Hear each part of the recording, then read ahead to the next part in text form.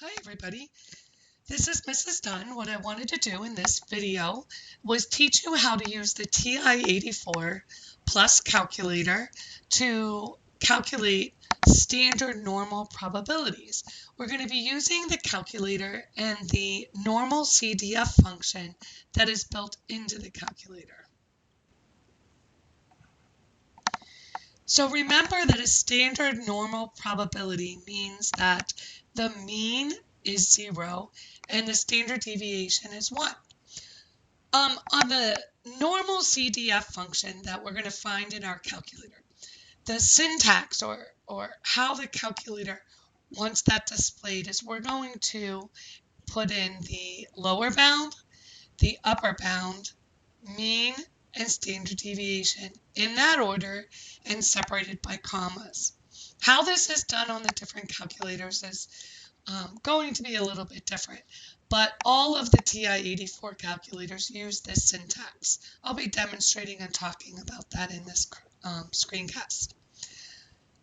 I have one very, very big hint. In order to understand what you're doing, you're going to want to visualize this. So I strongly suggest that you sketch a graph of the area that clearly shows the upper and lower bounds, and you shade that appropriate area. This is going to help you visualize what's going on. So remember, in that drawing, the area that's under the curve, the area that you're going to be shading, is the actual probability. So let's look at an example. The first example we're going to do is where we're asked to find the probability that a value is between two values. So for example, find the probability that z is between a z-score of negative 1.07 and a z-score of 0.67. The notation for this is the probability that z is between negative 1.07 and and 0.67. So first I'm going to shade that area. So all we need to do is show or graph your standard bell curve. You know that if z is negative 1.07, that's below the mean, and 0.67 is above the mean, and shade the area in between. So let me show you how to do that on the calculator. So on the calculator, we're going to go to this distribution menu. That's DISTR, that's above the vars key. So I'll press second DISTR, second vars. We are going to use the normal CDF. That's the cumulative distribution function. So I'll toggle down to choice number 2. I'll press enter. Now on the newer calculators, it's actually giving you a little help in putting these values in here. So it's asking me for the actual lower bound. The lower bound here is negative 1.07. Make sure you use the negative and not the minus key. And I'll put negative 1.07. The upper bound in this case is 0.67. Remember, we're finding the area that's between those. This is a standard normal probability. So mean is 0. The standard deviation is 1. I'll toggle down to paste and I'll press enter.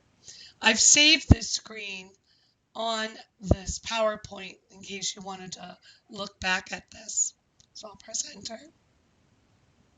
And I have to, what that does is it actually puts the information into that syntax that I described. So those of you that might have an older TI-84, you have the older TI-83, you're going to access that normal CDF function the same way, which if you remember was the second DISTR. But you have to put these values in there yourself and separate them with this comma and put a parenthesis at the end. Okay, so I got all this information in here. All I do is press enter, and it gives me the probability. I've saved this screen here. So that means the area that is shaded, this area in green that is shaded, is 0.6063. And that is also the probability that z is between negative 1.07 and 0.67. All right, let's do another example.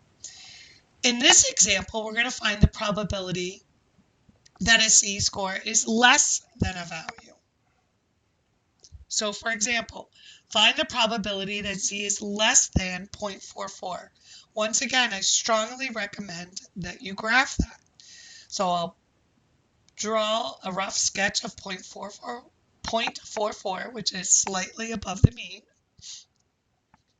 And we are finding the probability that z is less than 0.44. So we're shading to the left. And then we'll use our calculator. So once again, second vars to get the distribution, we're using the CDF function. The lower bound in this case is going to be a really small number. So we'll say negative 99,999. And the upper bound is the right side, which is 0.44. I'll put 0.44.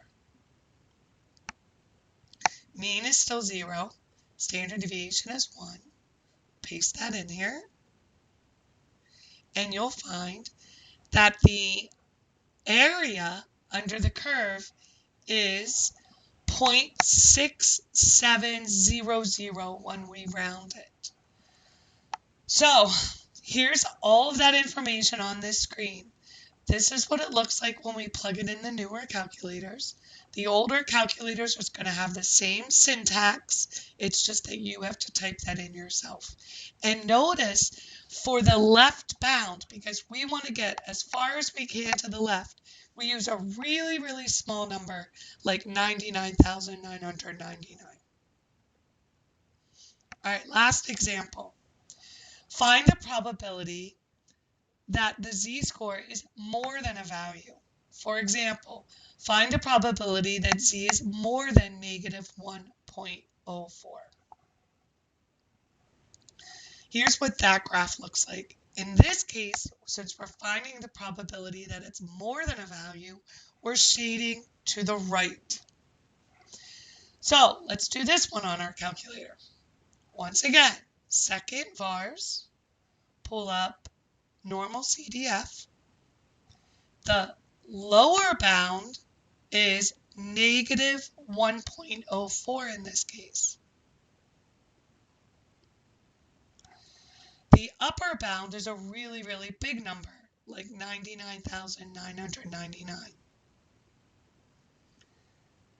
The mean, standard deviation doesn't change. Paste that information in there. Press enter. And the probability that z is greater than negative 1.04 is 0.8508.